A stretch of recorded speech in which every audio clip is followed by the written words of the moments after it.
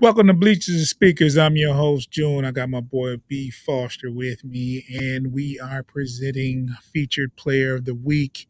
And I'll just step to the side and let Foster do his thing, man. What's up, boss?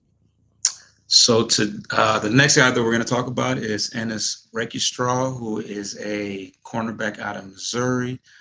Very interesting guy, a guy that he kind of, as far as his demeanor and how people describe him, he really fits the profile of what the Lions embrace.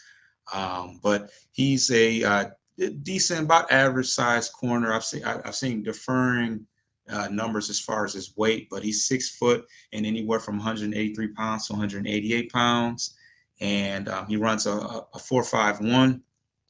Um, he had decent production his last year. I would have liked to see a better production, but 24 solo tackles, one forced fumble, zero interceptions, or four pass deflections. But like I said, very physical, very strong.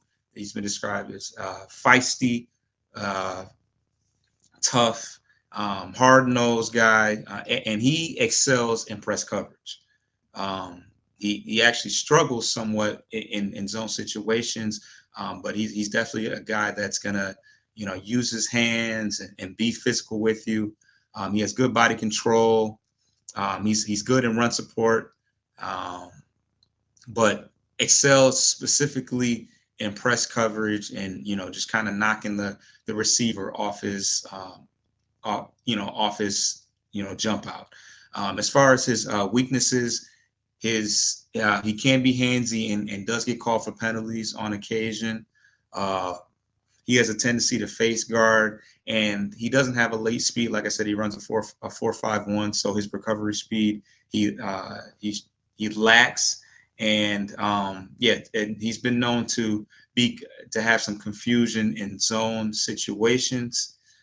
He's a guy that I think that he has the potential to be an eventual starter, but not necessarily from day one. Is that something that you would expect from him? And he's also dealt with some injuries as well. Early in his college career, he's dealt with injuries, so that's something that we definitely have to keep an eye on. But as far as embodying the physical toughness, and I'm all about the guys that can mix it up in press coverage. So I do love that aspect of him, as well as a guy that can be sure-handed in the tackling department. So as far as his fit with Detroit, I think the only knock is that if we're looking to draft a guy early, I don't think that he's necessarily one that's going to be able to start day one. But he has the potential to get to that point. And he only had one interception his entire time at Mizzou. Granted, he was injured a lot. You would have liked to see better production from him. Obviously that can, he's gonna get some more opportunities in the NFL to make some plays, but his numbers don't really jump out at you. But you love the attributes and what he brings to the table. I think he fits right in with the mold of everybody else we got in there in Detroit. So he's projected to. He's also a guy that it's hard to get a gauge for where he might fall, but I've definitely seen some mock drafts of him falling to that late first round to Detroit. So we will see. That is Ennis Rakestraw out of Mizzou. Quick question before we get out of here, Foster. Did his combine results help or hurt him? Do you think? You know what? I'm not entirely sure because that 4.51 is, I don't think that was that those numbers were up prior to the combine. So I'd Yeah, have to check and see if he even tested. Did he for sure test? he ran a 4.5. Okay, so he was consistent with that. I think it doesn't hurt it just because everybody knew that's where he was at. Now Yeah, had he now had he jumped out and ran a 4.443, definitely would of have course. boosted his stats. But because he pretty much fit, he pretty much landed where we expected. I don't think anything he did hurt or helped him. Yeah. According to Mel Kiper's mock draft, on a draft I've seen, um, he was he was slated to go before 29, but we'll see. We'll see.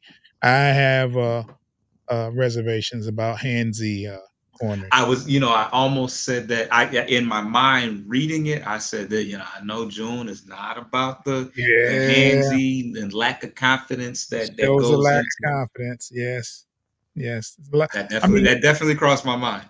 you don't have to run a 4-4 or 4-3 to be an effective corner. Technique and just awareness can help with that. So And just trust in your eyes, just trusting, because a lot of these guys question what they're seeing, and just and having good ball skills and good anticipation will go a long way uh, when breaking up those passes. absolutely. Please subscribe to Bleachers to Speakers. Subscribe to Motor City Metrics. Check us out. Bleachers to Speakers on FFSN on all streaming podcasts platforms.